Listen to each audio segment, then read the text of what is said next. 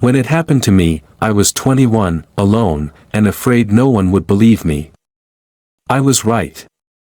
They always say you remember the worst things in pieces. Like your brain can't hold the whole thing at once. It gives you fragments, flashes. The moment the air changed.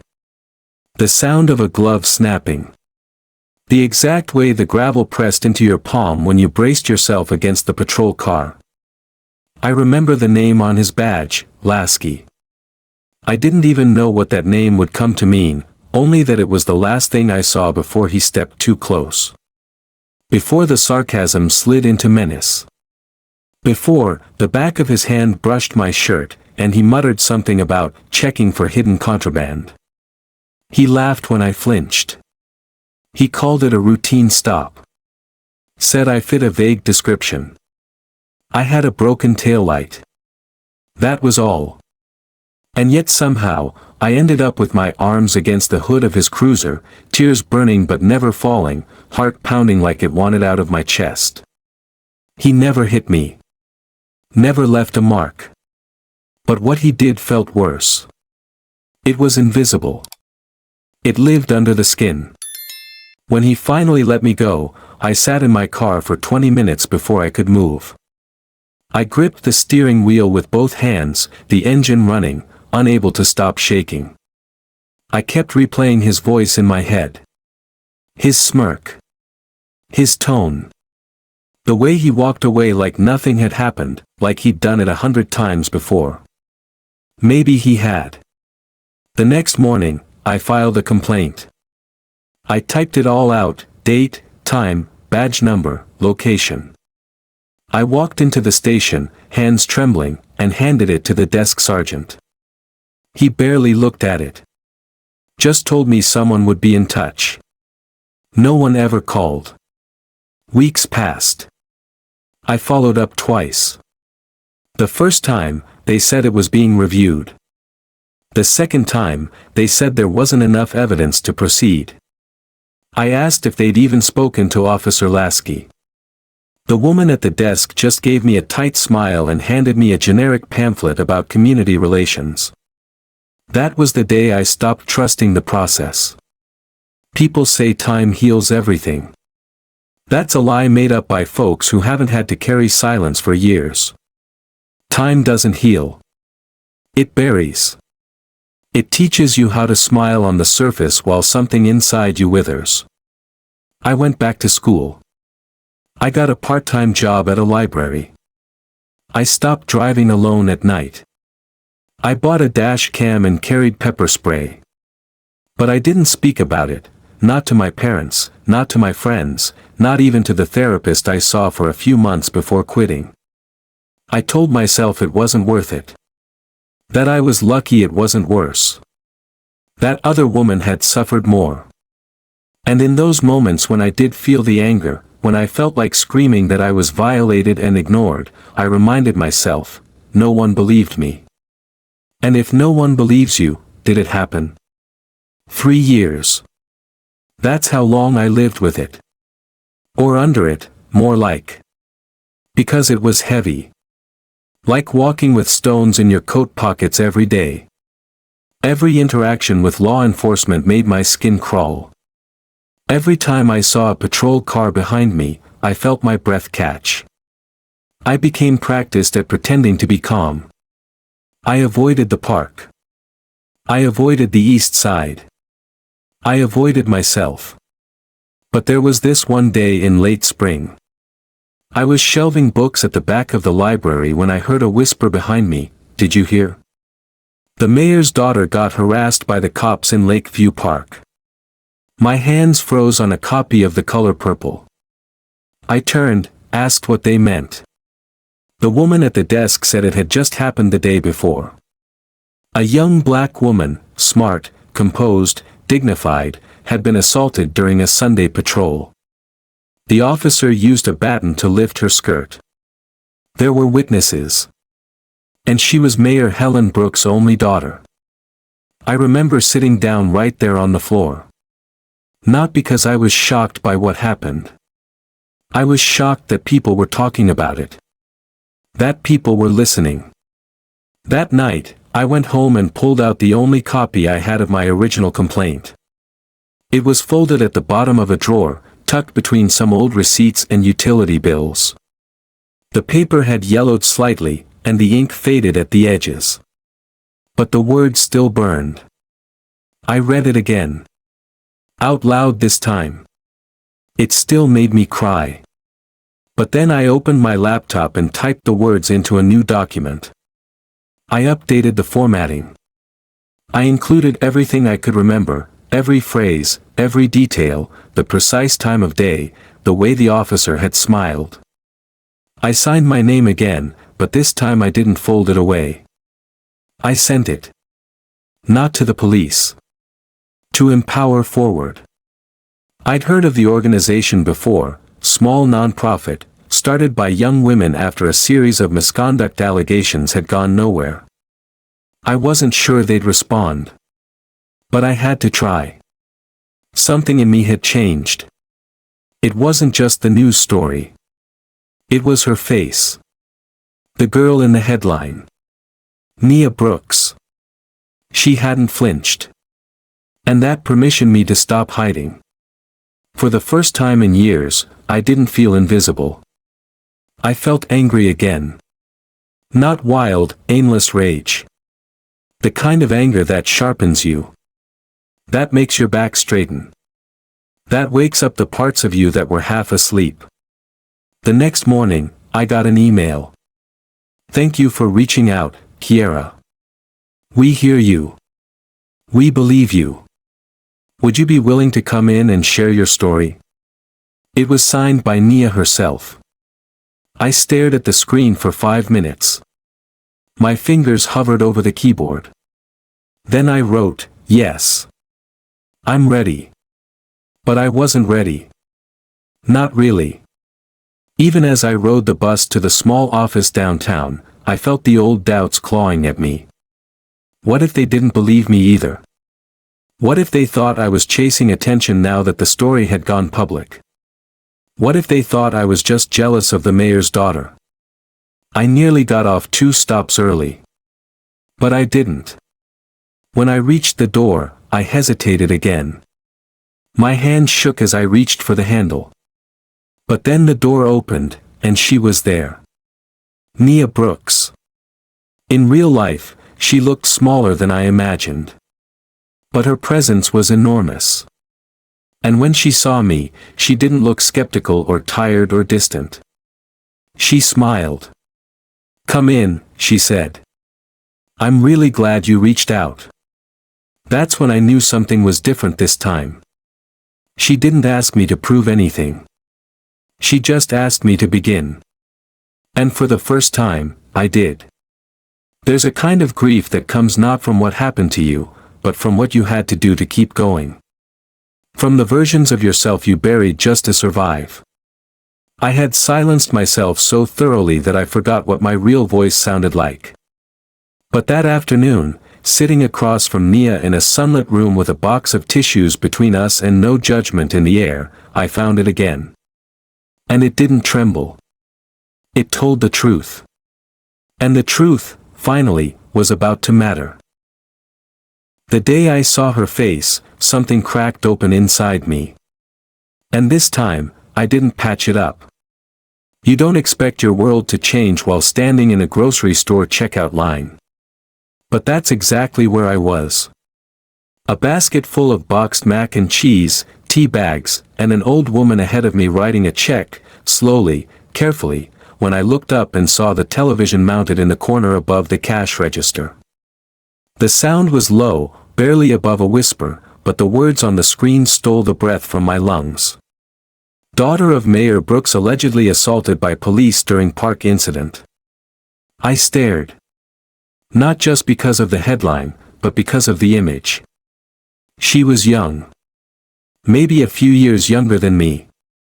Her expression wasn't angry or broken, it was calm. Unflinching. The kind of calm that doesn't come from not being scared, but from knowing you can't afford to show it. Her name appeared beneath her photo.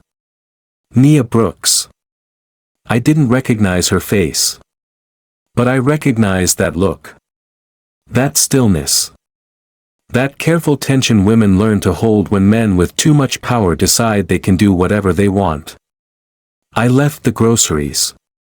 I walked straight out of the store, down the block, and into the nearest library, just to sit down. My legs had gone weak. Not because I was shocked that something had happened to her. No, I was shocked that people were talking about it. That it was on the news. That it wasn't being hidden. That someone like me had been believed. I went home and pulled out the complaint I'd filed 3 years before. I hadn't looked at it in months. It was folded up behind a folder marked bills, like some ghost I hadn't made peace with. It was yellowed now, and the ink was smudged on one corner where I must have cried on it once. I ran my fingers over the line that read, Badge number, 5189. Officer Raymond Lasky. It felt like pressing on a bruise. There he was again. Still in uniform. Still out there. Still doing it. The idea that he hadn't changed wasn't what stunned me. It was the sudden realization that I had. I wasn't the trembling 21-year-old anymore, unsure of my words or my worth. I was older now. Not stronger, maybe, but clearer. And for the first time in years, I didn't feel ashamed. I felt furious. That night, I barely slept. I kept scrolling through articles, photos, and videos from that Sunday in Lakeview Park. It had all happened so quickly. Nia had been reading a book beneath the trees. 2 officers approached. One commented, then used his baton to flip the hem of her skirt. She called her mother. Her mother was the mayor. And just like that, the silence that usually followed stories like this, didn't. There were witnesses. Camera phones. A veteran who stood up. Mothers with children who spoke out. And by the end of the day, 2 officers had been suspended, an investigation launched, and the city had begun to stir. The more I read, the more my chest tightened. I remembered how I had stood alone outside the station 3 years ago, holding my complaint like it was a fragile bird I was begging someone to notice. But no one had looked. No one had listened. Except now, they were. And somehow, in the strangest way, it didn't make me jealous. It made me feel seen. Like someone had spoken the words I'd swallowed, and they had finally echoed. I pulled out my laptop. I opened a blank document. And I started to type. It took me 2 hours to rewrite everything. I added things I hadn't been brave enough to say the first time, the way his fingers hovered too long, the tone in his voice, the exact way he smiled before touching me. I wrote about the way the desk sergeant waved me off. The way I stopped believing in justice that day. I didn't know who I was writing for. I only knew I needed the truth out in the open again, not hidden in a drawer, but standing up on 2 feet. When I finished, I sat back and stared at the screen. I was shaking. But it wasn't fear. It was clarity. I Googled Empower Forward and found their contact form. I attached the document. I added a short note. I was harmed by the same officer. I filed a report in 2020. It was ignored. I'm ready to talk now, if someone is willing to listen. Kiara S. I hesitated before hitting send. Then I thought of Nia, standing tall in that park, and I pressed the button. Just like that. No fanfare. No looking back. The next morning, there was an email in my inbox. Subject, we believe you. I clicked it. Dear Kiara. Thank you for your courage. We hear you. We believe you. Would you be open to coming in to share your story in person? Nia would like to meet you. She's read your note herself. I read that line twice. Nia would like to meet you. She didn't know me. But she'd read my words. And she believed them. I stared at the screen, blinking back tears. Then I wrote back. Yes. I would be honored. The day of the meeting, I was a mess of nerves. I kept changing clothes. First, a black turtleneck. Too cold. Then a blazer. Too formal. I settled on a navy sweater and jeans. Something comfortable. Something real. But nothing could quiet the thoughts racing in my head. What if I said the wrong thing? What if I cried? What if it didn't matter? What if I was too late? Still, I went. Because something had shifted inside me, and this time, I wasn't going to pretend it hadn't. I arrived 10 minutes early. The office was small, tucked between a cafe and a dry cleaner, with a hand-painted sign in the window that read, "Empower Forward, where silence ends." I stood outside for a full minute before opening the door. And she was there. Nia. She wasn't surrounded by cameras or officials. She wasn't wearing a suit. Just a cardigan and soft eyes that saw too much for someone her age. She rose from her seat and held out her hand. "I'm Nia," she said gently. "I'm really glad you're here." I took her hand, and something in me unlocked. We sat. No recording devices. No clipboard. Just a quiet room and a glass of water. She didn't ask what happened. She asked, "Would you like to tell me?" And I did. I told her everything. The stop. The words. The touch. The silence. The shame. I told her how it unraveled me. How I'd carried it like a curse no one could see. She didn't interrupt. She didn't blink. She listened with her whole body. And when I finished, she reached across the table and held my hand. "You are not alone," she said. "And you never were. I see you. I hear you. We're going to make sure no one ever buries your truth again." In that moment, I didn't just believe her. I believed in her. That afternoon, I left Empower Forward with a copy of my own statement and an appointment to speak with one of their legal advocates. They were gathering cases. Building a timeline. Tracing Officer Lasky's pattern.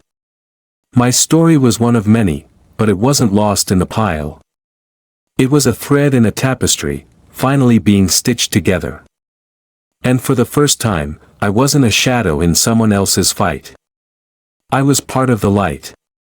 That night, I sat at my desk and wrote in my journal. Today, I stood up for the woman I used to be. The girl who thought her pain didn't matter. I told her, it does. It always did. The day I saw Nia on that screen, standing unshaken after what was done to her, something in me cracked wide open. But instead of patching it up, I let the light in. And that made all the difference. My voice used to tremble. Now it burned. Not because I was angry, but because I remembered what it meant to be believed. The waiting room at Empower Forward was warmer than I expected. Not the temperature. The atmosphere.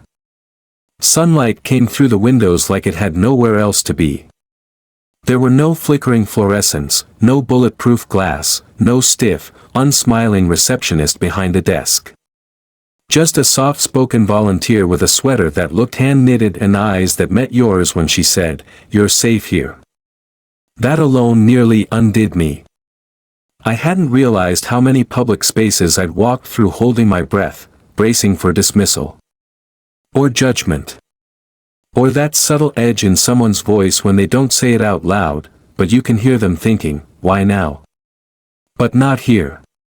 Here, the air you exhale. The legal advocate who met with me was named Hannah. Early 40s, calm as a Sunday breeze. She brought tea, not coffee, and a legal pad thick with empty lines that she promised were mine to fill however I wanted. "I'm not here to tell you what to say," she told me. "I'm here to help make sure your truth is protected." And for the first time in 3 years, I realized, I didn't want revenge. I wanted recognition. I wanted someone to look at what had happened and say, yes. That mattered. That was wrong. That deserves action. So I told her everything. From the broken taillight to the back of the squad car. From the laughter that still echoed in my sleep to the way I couldn't drive at night anymore without checking my rearview mirror every 60 seconds. She took notes slowly, deliberately. Never rushed me. Never asked why I hadn't come forward sooner. When I paused, she paused. When I cried, she waited. It was nothing like the police station. This was not an extraction. This was restoration. Later that afternoon, I sat with Nia again. Just the two of us. The office had mostly cleared out for the day. I asked her something I'd been carrying since our first meeting. "How do you stay so calm?" She smiled, but it was the kind of smile that knew something about pain. "I don't," she said. "I just learned not to let fear speak louder than my purpose." That sentence stayed with me. Rolled around in my chest like a stone I couldn't put down. Because I'd spent 3 years letting fear run every conversation I had with myself. What if no one cares? What if I make it worse? What if they say I'm lying? What if he does it again and I can't stop it? But now I had purpose, too. And it didn't need to shout. It just needed room. 3 days later, I sat in front of a panel from the city's internal affairs office. It wasn't a courtroom. But it felt like one. There were 3 people across from me, 2 women, 1 man. A note-taker in the corner. A digital recorder was blinking red on the table between us. It had taken Hannah 2 weeks to get this meeting. She told me the city was more open than usual right now, meaning the mayor was pushing, and public pressure was peaking. Still, my hands were clammy. I kept smoothing the hem of my skirt. A silly habit. But it was something I could control. "Whenever you're ready," one of the women said gently. So I began. I started with the drive. The weather. My mood that day. I painted the picture as clearly as I could. Then came the stop. His voice. His proximity. That moment when I realized I wasn't being treated like a person, but like an object. Something to be sized up, dismissed, and mocked. I didn't embellish. I didn't dramatize. I just told the truth. And when I got to the moment he reached for his baton, not to strike me, but to lift the edge of my coat, my voice faltered. Not from fear. From rage. Because I remembered how that single action had unraveled my sense of safety. And dignity. And peace. And I remembered how no one had cared, not then. But now, this room was listening. They asked questions. Clarifying ones. Not accusatory. The note-taker looked up several times, eyes glassy. By the end of the hour, I sat back in my chair and realized. I'd stopped trembling somewhere along the way. I hadn't even noticed it. Later that week, I got a call from Hannah. "They want you to testify at the oversight hearing," she said. Public statement. Nothing mandatory. But it would make a difference. I didn't answer right away.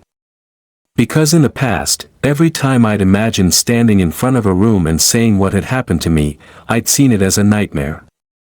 But now, for the first time, it felt like a chance. So I said yes. And I meant it. The city council chamber was packed the day I testified. News vans lined the street outside. People in the audience wore buttons with Nia's face. Some held signs, accountability now. Justice for all. We believe survivors. I wasn't the headline that day. But I was part of the testimony. And that mattered more. Nia sat in the front row. Mayor Brooks is beside her. Both women nodded when I stepped up to the microphone. I cleared my throat, unfolded my statement, and began. I was 21 years old when I was stopped on a quiet road for a broken taillight. I followed every instruction. I kept my hands where they could be seen. I used yes, sir, and no, sir. I thought that would keep me safe. It didn't. Because safety isn't about behavior when the one with power doesn't see your humanity. The officer who stopped me wasn't curious or concerned. He was condescending. He was invasive. He made jokes about my body while I stood frozen. And when I reported it, I was ignored. I came here today not because I want pity. But because I want to live in a city where women like me don't have to carry this alone.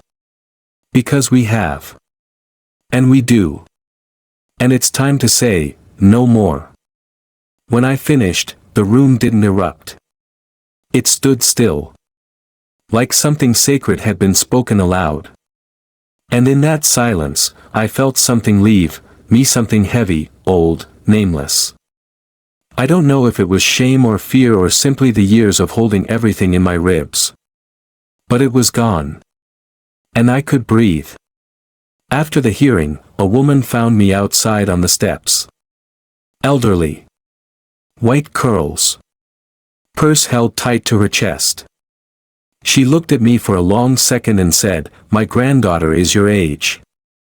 I hope to God she never has to go through what you did. But if she does, I hope she's half as brave."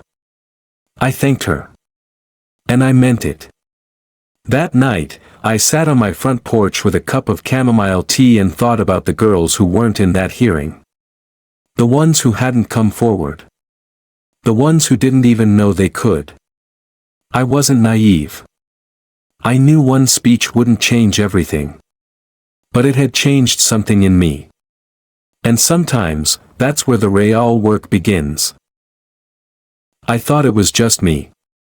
Then I saw their eyes. And I knew, we had all been carrying the same storm. They called it a listening circle. Not a support group. Not a therapy session. A listening circle. Because no one's here to fix you, the facilitator said gently as she arranged the chairs in a loose oval. We're here to witness. I'd never been in a room like that before. There were no desks. No clipboards. Just 12 women. Different ages. Different shades of skin. Different walks of life. But all of us carried something behind our eyes, something heavy and familiar. Shame has a way of making you feel alone, even in a crowded room. But this wasn't like any crowd I'd known. This crowd understood. The woman next to me introduced herself first. Denise. Retired postal worker. Grandmother of 4. I never filed anything, she said softly. Didn't think they'd care. He said I was too old to worry about. Like that made it less wrong. A ripple of murmurs. Heads nodded. She wasn't alone. Another woman, younger than me, maybe 19, maybe 20, kept her arms crossed the entire time. Her name was Tasha. She didn't speak for a long while. When she did, it was a whisper. I didn't know it was harassment. I thought, maybe I'd misread it. Until it happened again. My heart clenched. That's what they count on, isn't it? Our doubt. They make you question your memory. They cloak their cruelty in just enough sarcasm, just enough gray area, that you begin to fold inward. When it was my turn, I spoke slowly. My name is Kiara. I filed a report 3 years ago. I was told there wasn't enough evidence. I paused. But when I saw Nia on the news, something broke inside me. Not from pain. From recognition. And I realized, silence was never safety. It was surrender. The circle went quiet. But not the kind of quiet that freezes you out. The kind that holds you up. We sat like that for over 2 hours.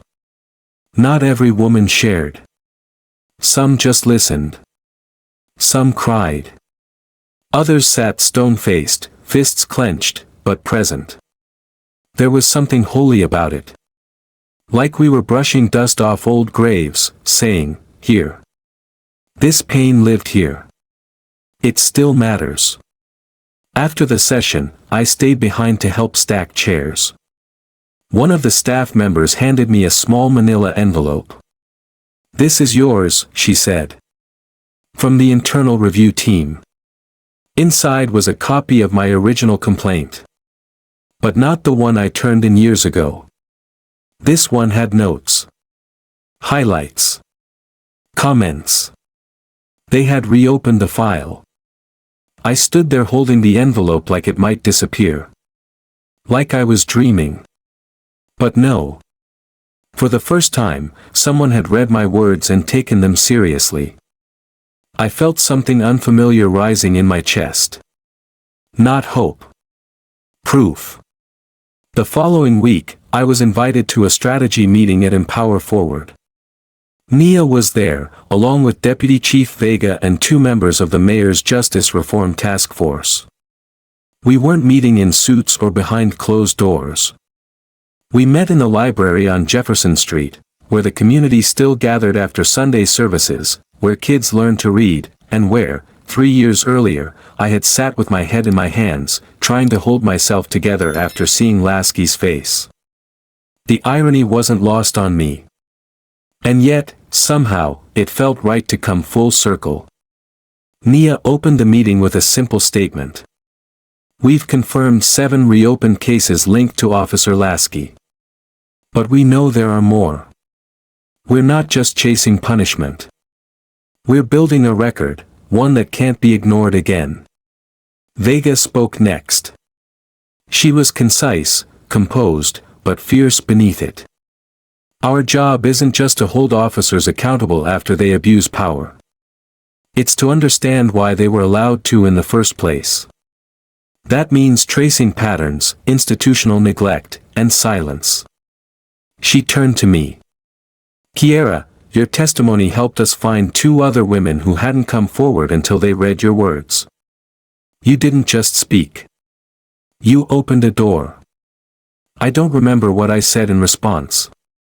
I only remember gripping the sides of my chair, blinking back tears, and wondering how many others were still out there, still waiting for a door.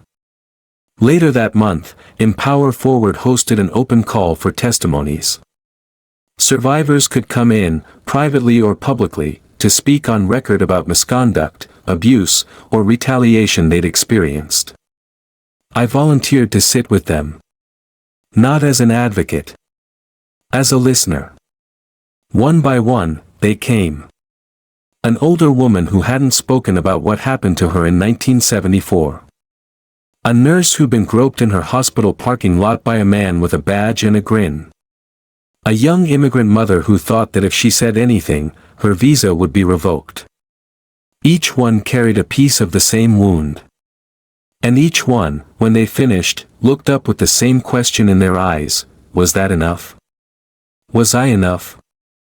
And I would nod and say, "You were more than enough. We see you." Because I knew that look. I had worn it. I had lived it. And now, I was watching it finally, slowly, unravel. At one point, Nia pulled me aside. "I've been thinking," she said quietly, "maybe it's time we stop calling this just a campaign for justice." I raised an eyebrow. "What would you call it?"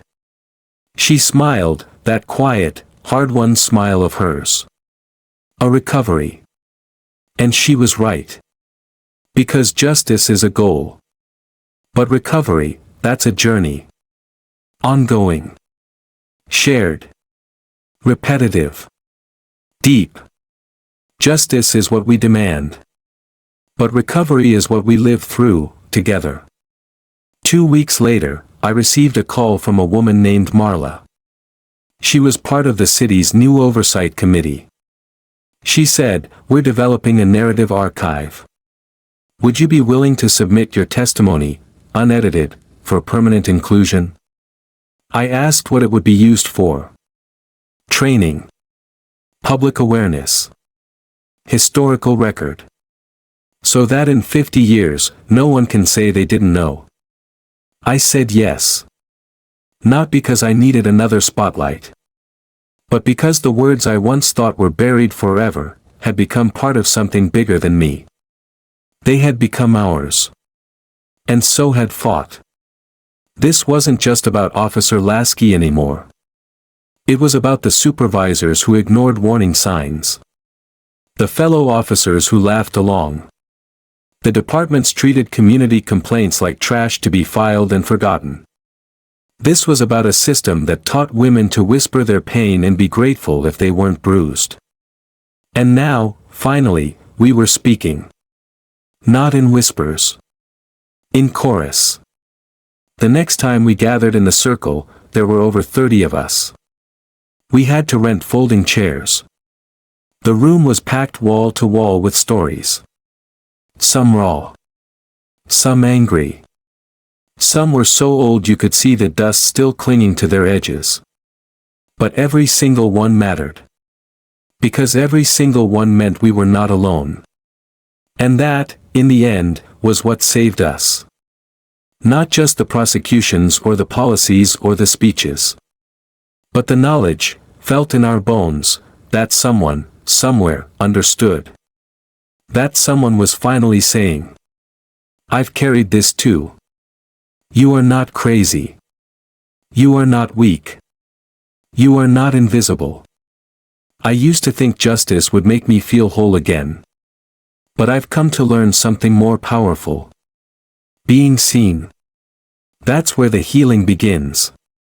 And once you've seen others too, you never go back. 3 years late. But I walked into that courtroom like it was mine to enter all along. They told me I could testify behind closed doors. Private deposition, Hannah explained. No media. Just the judge, attorneys, and a court recorder. She looked at me gently when she said it, offering the option the way someone might offer a blanket to someone cold. But I shook my head. "No," I said. "Not this time." Because I'd been quiet behind doors for too long. Whispered my pain to notebooks, therapists, and half-listening administrators. If I were going to speak, really speak, I wanted it to count. I wanted the world to hear it. Even if my voice shook. Even if my knees locked. Even if he was there, sitting just a few feet away. The day of my testimony began with rain. Not a downpour. Not a storm. Just that steady, gray mist that makes the city feel like it's holding its breath.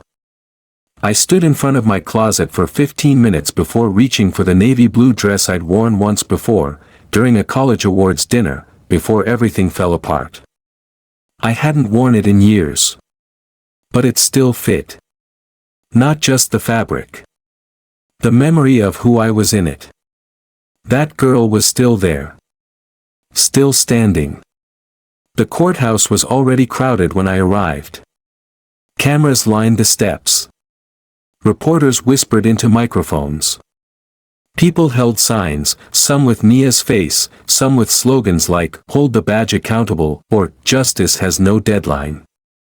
I didn't speak to anyone. I just walked past them, one foot in front of the other, and into the building. Security was tight. My bag was searched. My ID was scanned. But no one looked at me like I didn't belong. They looked at me like they were waiting. Inside, the air was colder than I expected. Not physically, emotionally. Like all the grief and indignation and fear that had ever passed through this building still lingered in the corners. The judge was already seated. Nia was there, sitting next to her mother in the first row. And Lasky, Raymond Lasky, was at the defense table.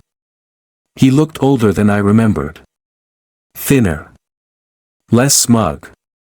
But my hands still clenched at the sight of him. Not because he still scared me, but because he once did. The clerk called my name. I stood.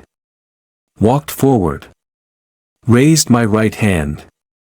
Swore to tell the truth. And took my seat at the witness stand. The mic was adjusted. The court reporter tapped her keys. The air settled into a hush so absolute it felt like a held breath.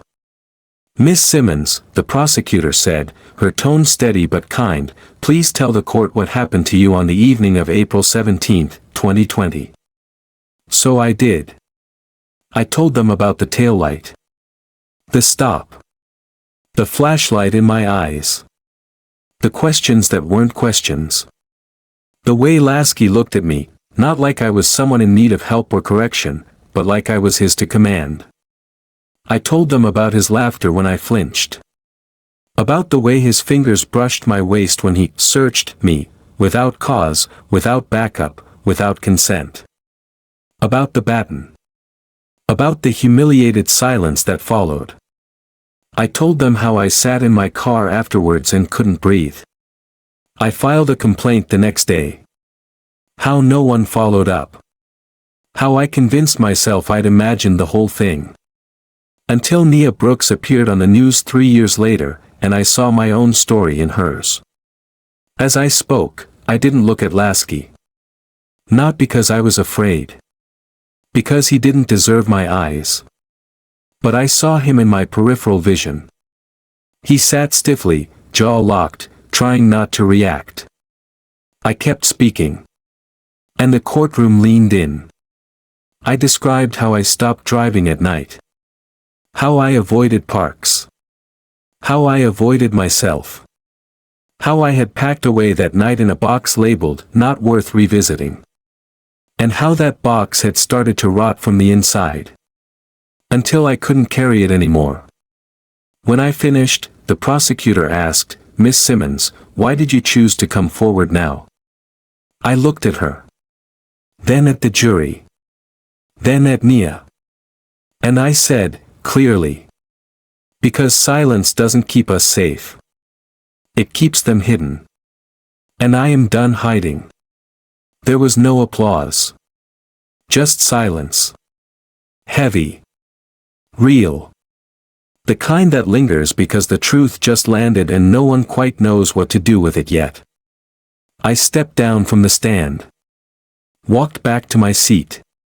And didn't look back. Later that afternoon, during recess, I stood alone by a window in the hallway outside the courtroom. Watching the rain trace slow lines down the glass. That's when a voice behind me said, "You were incredible." I turned. It was Carter. Officer Dean Carter. The younger one. The one who had been there in the park with Lasky when it happened to Nia. He looked like he hadn't slept in days. "I saw what they did to you," he said quietly. "Not just Lasky. The system. You didn't deserve that." I didn't answer. I just waited. "I'm testifying tomorrow," he added. "I'm going to tell the truth." "You should," I said flatly. He nodded. Then looked me in the eye. "I'm sorry. For what it's worth. It wasn't enough. But it was more than silence. And sometimes, that's something." Back in the courtroom, the atmosphere shifted. One voice had become many. The prosecution called other witnesses. One by one, stories echoed mine. Different details. Same patterns. Same badge number. Same grin. Same erosion of dignity wrapped in official procedure. And every time another woman took the stand, I sat a little straighter. Because this wasn't just about what Lasky did to us. It was about how long the world let him. The defense tried to paint him as stressed, overworked, and misinterpreted. They said he never intended harm. That he had an unblemished record of service. That women sometimes misunderstand procedural interaction. But they couldn't rewrite the tapes. They couldn't explain the pattern. They couldn't unhear our words. When the final witness was dismissed and the closing arguments prepared to begin, I caught one last glimpse of Lasky before we all rose. He looked small. Not weak, exposed. And in that moment, I didn't feel satisfaction. I felt certainty. That what we were doing mattered. That truth, when spoken together, is not just a story. It is a force. And now, it had momentum. That evening, I returned home, kicked off my shoes, and sat on my couch in the quiet. The news was already replaying clips from the trial. My name was mentioned once. Briefly. But that didn't matter. Because this time, I knew I had been heard. I told my story for myself. But the girls who found me after, they're the ones who showed me what that story was really for. It started with a knock on the bathroom stall. The courthouse had emptied for lunch. I had slipped away for a few quiet minutes. My stomach was tight, my head full of a dozen voices replaying every word I'd said in court. I thought I was alone. But then.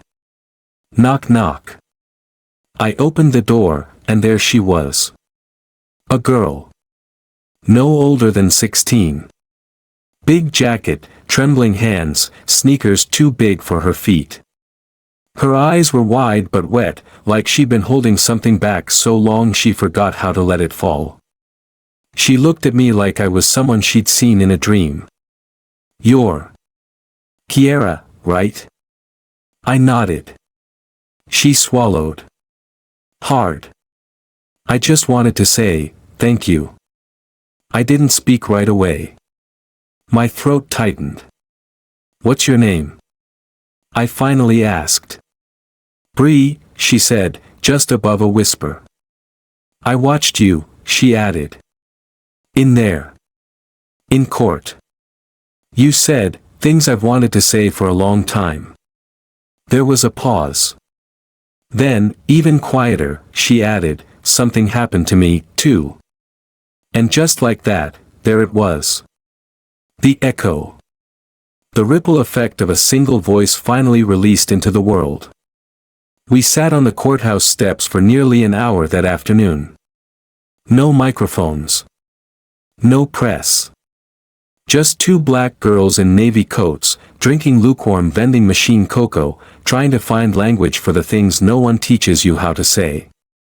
She told me about a school security officer.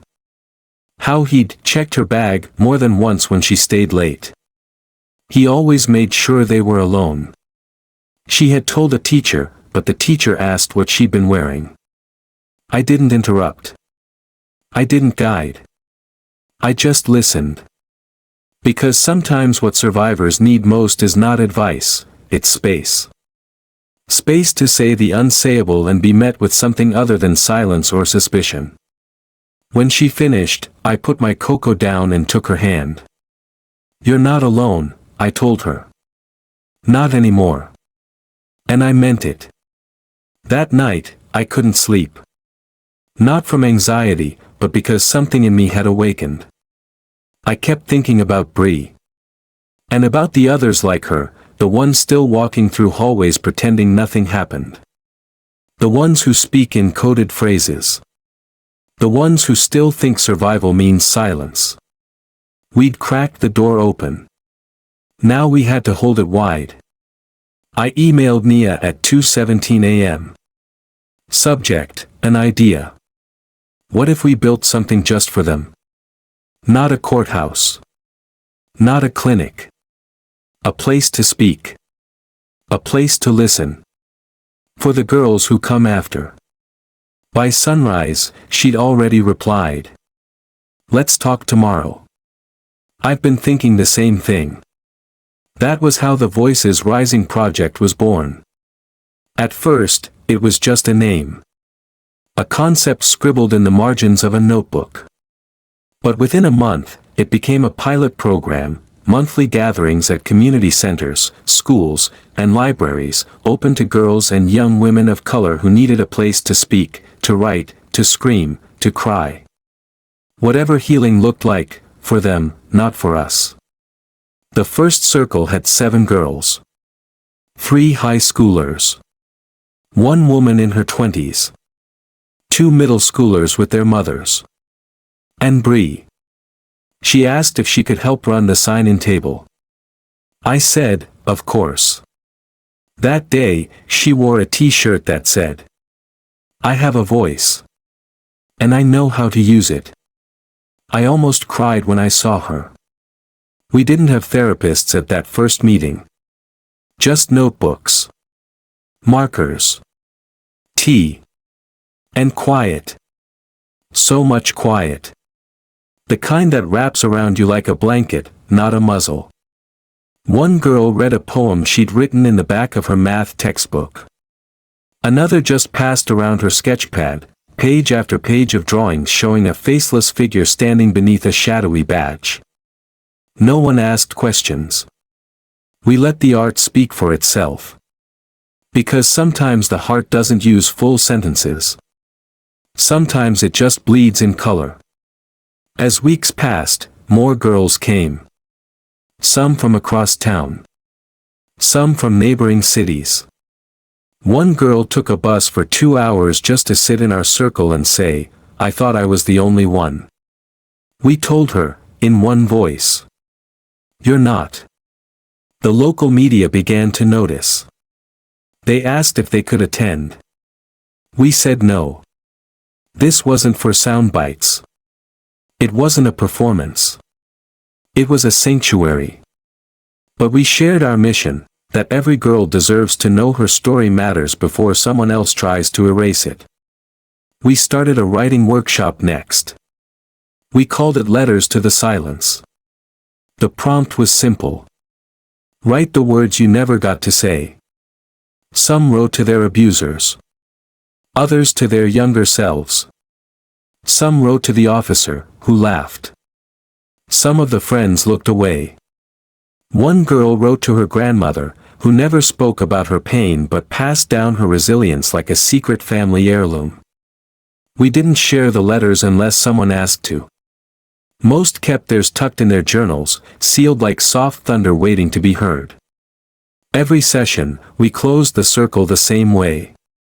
We held hands. Said our names. And spoke one phrase together. My voice is mine. And I'm not done using it.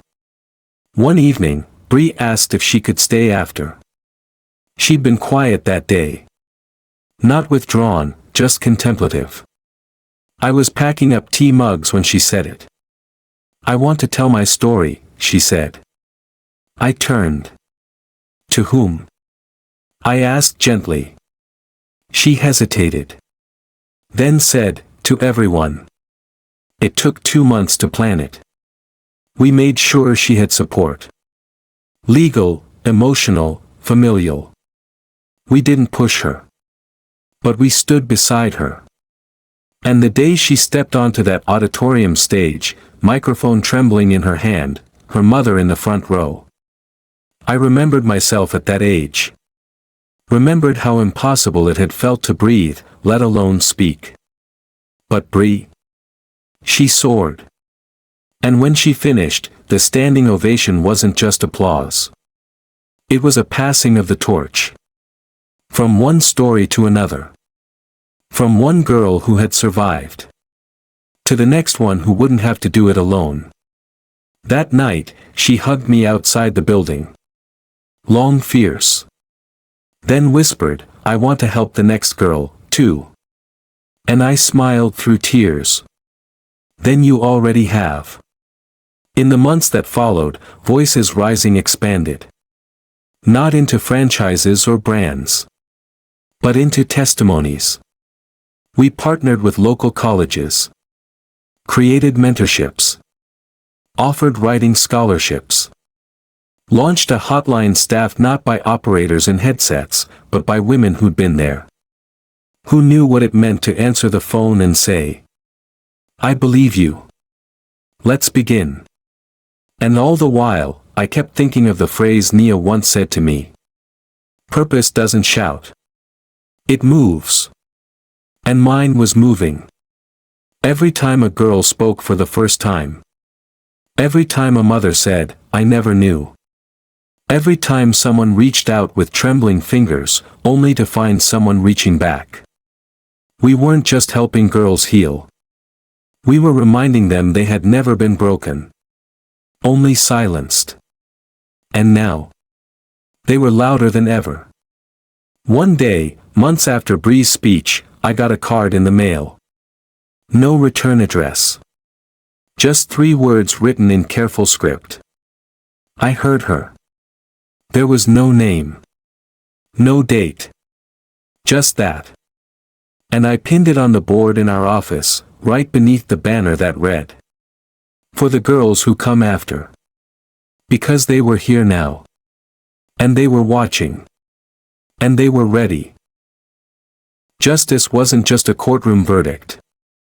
It was the scaffolding we built afterward, the hard, patient work of making sure no one fell through again. The news of Lasky's conviction hit the city like a crack of thunder. Not because it was unexpected, by then, the evidence had been too heavy to ignore. But it was unprecedented. A guilty verdict. 3 charges. A police officer was finally held accountable in a courtroom, not just in the court of public opinion. It made headlines. It filled timelines. It sparked panels and podcasts and political roundtables. But for those of us who'd lived it, breathed it, lost sleep over it, it wasn't closure. It was a starting line. And there was so much work to do. Nia called me the morning after the verdict. Her voice was steady, but I could hear the weight behind it. "We need to meet," she said. "Soon."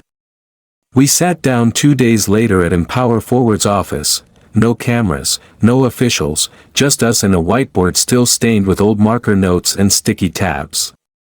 "I think we both know this can't stop here," she said. I nodded. "This isn't about one man," I said. "It's about a system that gave him room to grow in the dark." She picked up a dry erase marker. "Then let's build something that grows in the light." That was the beginning of the Framework Initiative. Not just a survivor network. Not just a hotline. Not just a campaign. But a blueprint for schools, for police departments, for city councils, for anywhere power could be abused quietly. We started with 4 core questions. 1. Who's accountable? 2. What gets reported, and what gets buried?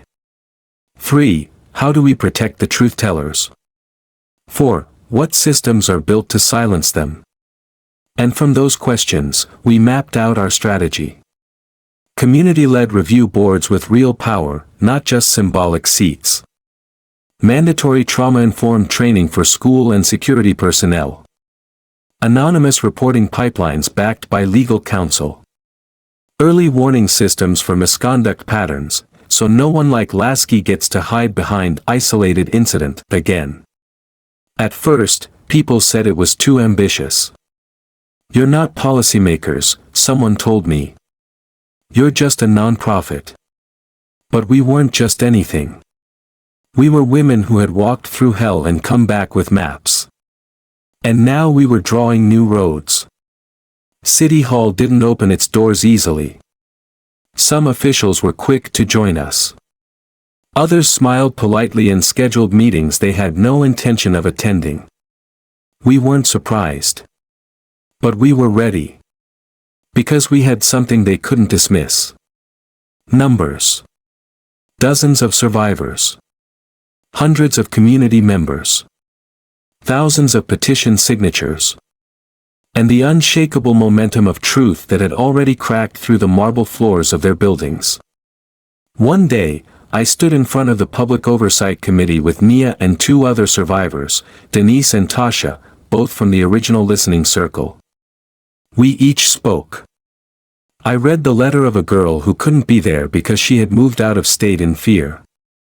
Tasha recited the policy points from memory, her voice clear as church bells. Denise told a story from 1982, and the room was so quiet you could hear the dust settle. At the end, we handed them our proposal. Not a suggestion. Not a plea. A plan. Backed by data. Built from lived experience. Written in the language of enough is enough. The committee took it under review. But even as we waited, the ripples were moving. Universities reached out. Churches invited us to speak. A city in another state asked if they could pilot our model. The framework initiative was no longer theory. It was in motion. Back at Empower Forward, we were bursting at the seams.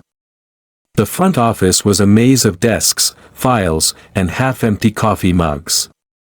Volunteers sat cross-legged on the floor, sorting testimony transcripts and mailing packets. Our hotline, once quiet, now receives over 30 calls a day, from students, factory workers, retired nurses, school janitors, and even a former city official who whispered, "I should have spoken up years ago. Help me do it now." We had outgrown our walls. So we looked for a new building. A bigger space, with a dedicated room for survivor gatherings, a legal library, a childcare room, and something Nia insisted on. A kitchen, she said. We're going to feed people. Real food. Real warmth. You can't rebuild from trauma on granola bars alone. She was right. In the meantime, I started spending 2 days a week training new volunteers. Not in procedures. In presence. I told them. People will come to you with shaking hands and half-finished sentences. They won't always make sense. Your job isn't to make them orderly. It's to hold space until the truth has room to breathe. And they did. They showed up. Again and again. With patience, compassion, and a fierce commitment to being what none of us had when we needed it most, belief. One evening, I stayed late at the office. The building was quiet. Outside, streetlights blinked over rain-slick sidewalks. I walked down the hall, past the wall where we'd started pinning photographs, portraits of survivors who'd agreed to be seen, some smiling, some solemn, all unafraid. At the end of the row was Bree. She wore her t-shirt. I have a voice. And I know how to use it. I stopped there for a long while. Not to admire. To remember. How far we'd come. How much further did we still have to go? The next morning, we received a grant approval from the state. Enough to hire 2 full-time case advocates, a trauma counselor, and a community liaison. We cried when we read the letter. Not because of the money. But because it meant someone in power had looked at our blueprint and said, yes. We see the need. Weeks later, the framework policy recommendations were passed unanimously by the city council. For the first time in history, our city would have a public misconduct database. A 30-day mandate for complaint response. Survivor advocates have been built into the police and school systems. It was real. Not perfect. But real. That Sunday, we held a gathering in the park. Lakeview Park. The same one where Nia had once stood alone.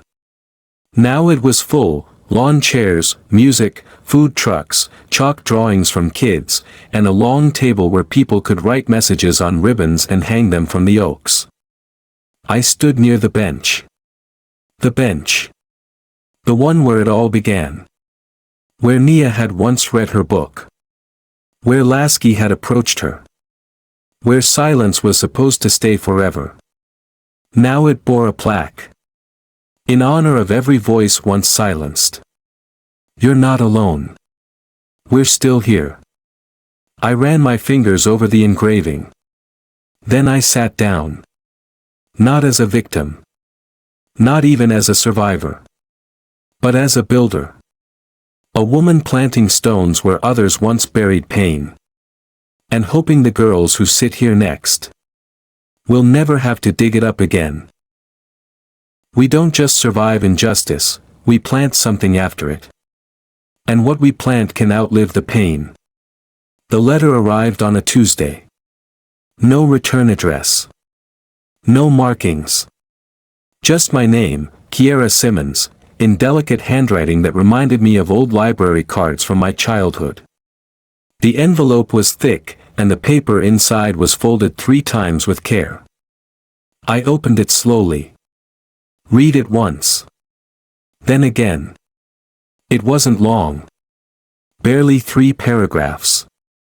But by the time I reached the final line, my hands had started to tremble. Because it didn't come from a stranger. It came from someone I hadn't heard from in years. My high school civics teacher. Back then, I'd been the student who spoke too much, always raising her hand, always asking, but what about the people no one protects? He never silenced me outright. But he never encouraged me either. I remember once, after a heated debate about law enforcement and civil rights, he said, "You should think about how you come across, Kiara. Passion can make people uncomfortable." I never forgot that. And for a long time, I took it to heart. I made myself smaller. Calmer. Easier to digest. But here, in this letter, was something I never expected. You were right. I see now what I couldn't back then. Thank you for speaking, even when I wasn't ready to hear it. I folded the letter and placed it in the drawer of my desk, beside 2 others. One from Bree, written after her first school presentation. And one from a woman in another state who had started her listening circle using our framework. All 3 were different. But they carried the same weight. Acknowledgement. Connection. Continuity. That afternoon, I met with Nia on the rooftop of our new center. The building wasn't finished yet. There were still patches of raw drywall, half-painted walls, and boxes waiting for furniture. But the sunlight didn't wait. It poured through the unfinished windows, golden and unapologetic. She handed me a cup of tea, and we sat in folding chairs like we owned the skyline. "Feels like a beginning," she said. I looked at her and nodded. "Or a relay," I added. "We didn't start it. But maybe we're carrying it a little further." She smiled. "Maybe that's all anyone ever does." The weeks moved quietly after that. No more trials. No more verdicts. Just the rhythm of the work, the steady, meaningful kind. Calls to return. Workshops to plan. Letters from girls we hadn't met yet, asking if we could help their towns start something too. Some days felt slow. Others overwhelming. But every day felt anchored. Like we had roots now. One morning, I sat with a new intern. Her name was Ayana, 19 years old, a pre-law student, all fire and questions. She asked me, "What do you wish someone had told you when you were my age?" I didn't answer right away. I thought of my younger self. Alone in a car after the traffic stop. Holding a complaint no one read. Wondering if what happened even counted. And then I said that my story didn't need permission to matter. That truth isn't powerful because it convinces everyone. It's powerful because it refuses to go quiet. She wrote it down in her journal. I didn't know it then, but she'd quote it later in a speech of her own. And the cycle would continue. That fall, we held a memorial gathering. Not for death, but for dignity. For every story that had been buried. We read names, not of victims, but of survivors. People who had come through and stayed. People who had spoken even when it hurt. At the end, we handed out seed paper, small, biodegradable cards embedded with wildflower seeds. Everyone wrote a word on theirs. Voice. Freedom. Safety. Grace. Truth. We planted them around the courtyard of the center. And when spring came, they bloomed. Tiny blossoms. All colors. Proof that something buried in the dark could still grow. One Sunday evening, I walked alone through Lakeview Park. Same bench. Same trees. Different air. Children were playing near the water. A man teaching his granddaughter how to ride a bike. Birds were weaving between branches, singing like the world had never known silence. I sat down. Pulled out my journal. And began to write, not about what had been taken from me, but about what I had helped to build. A place. A process. A promise. For the girls who would come after me. I wrote. You may not know my name. You may never hear my story. But know this. There were people before you who screamed into silence until it cracked. Who stood in courtrooms where no one clapped. Who cried in the bathroom and still walked back into the meeting. Who chose kindness not because the world gave it to them, but because they knew how much it was needed. We built something for you. It won't be perfect. But it will be waiting. And then I closed the journal. Stood up. And walked home. Weeks later, we received word from the state capitol, a new bill had passed. It would require all schools to provide access to third-party reporting for student complaints involving authority figures. It wasn't flashy. It didn't trend. But it mattered. And I knew, somewhere, some girl would be sitting in a nurse's office, trembling, unsure, and finally hear someone say, I'm here to help. You don't have to explain it alone. That's what change looks like. Not the headlines. The moments that never become headlines, because the harm was stopped in time. At our annual summit, I gave the closing remarks. Not because I was the loudest voice. But because someone asked me, Kiara, how do we thank you? And I said, you don't. You keep going. That's the only thank you I need. Still, I stood on stage and looked out at hundreds of faces, young, old, weary, wide-eyed. I thought of my grandmother, who never spoke of what she carried. Of the women in the circle who passed around drawings instead of sentences. Of the girls whose first word was, help. Of Bree. Of Nia. Of the teacher who wrote to say he had finally listened. And then I said, through the lump in my throat. We don't always get justice in the way we imagined. But we get to build. We build circles. We build systems. We build futures. And when we do that with love. With truth. With fire and gentleness and a refusal to quit. We don't just build safety. We build legacy. The room stood in silence.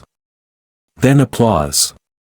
But the part I'll never forget was a little girl, maybe 10, walking up to the stage after, slipping a folded piece of paper into my hand. I opened it later that night. In bright pink marker, it said, when I grow up, I want to be someone who listens like you. I cried for a long time. Not because I was sad. But because I knew. We'd done it. We had taken something cruel and quiet. And turned it into something kind and loud. We had stopped whispering. And started building. One story at a time. One girl at a time. One wildflower at a time. And now. We were everywhere. Sometimes, the most powerful change starts with a quiet voice that refuses to be silenced. Kiara's journey reminds us that courage isn't always loud, it's often the steady, daily choice to stand up for what's right, even when no one's watching. Her story isn't just about justice served in a courtroom, it's about the legacy we leave when we choose truth over silence, and community over fear. We all carry the ability to build something lasting. Whether you're a parent, a grandparent, or someone who's seen generations come and go, your presence, your willingness to listen, your voice of encouragement, they matter more than you know. When we create space for others to speak, we don't just hear pain, we nurture healing, accountability, and hope.